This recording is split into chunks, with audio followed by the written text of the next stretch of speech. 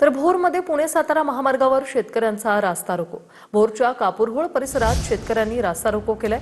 भोर तालुक्यातील भोंगवली गावात होऊ घातलेल्या पुणे ट्रान्समिशन 3 या खासगी कंपनीचा हाय व्होल्टेज सबस्टेशन आणि टॉवर लाईनचा प्रकल्प रद्द व्हावा या मागणीसाठी रास्ता रोको आंदोलन आहे।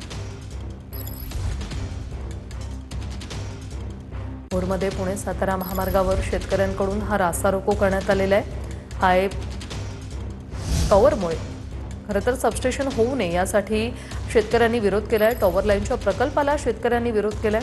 भोरच्या कापूरहोळ परिसरात कशा प्रकारे हे शेतकरी आक्रमक झालेत त्याची ही दृश्य। हाय व्होल्टेज सबस्टेशन टॉवर लाईनचा प्रकल्प रद्द करण्याची मागणी या शेतकऱ्यांकडून केली जाते। पुणे ट्रान्समिशन 3 या खासगी कंपनीच्या प्रकल्पाविरोधात हे ग्रामस्थ जे आहेत ते आक्रमक झाले। टॉवर लाईन हटवा असे फलक हाती त्यांनी घेतलेले आहेत। विनय जगताप आमचे प्रतिनिधी आपल्या सोबत थेट जोडले गेलेले आहेत। विनय, आपण पाहतोय पुणे सातारा महामार्गावर शेतकऱ्यांचा हा रास्ता रोको, काय सांगाल?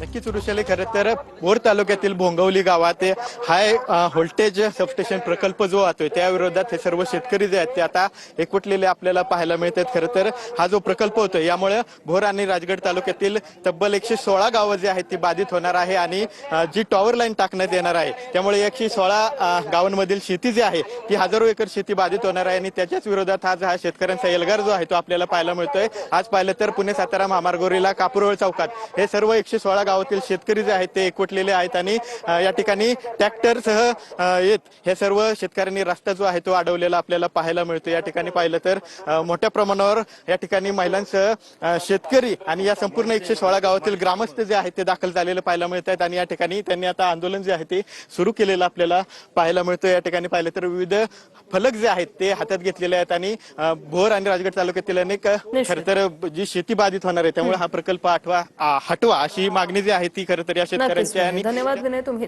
दिलेल्या या माहितीसाठी।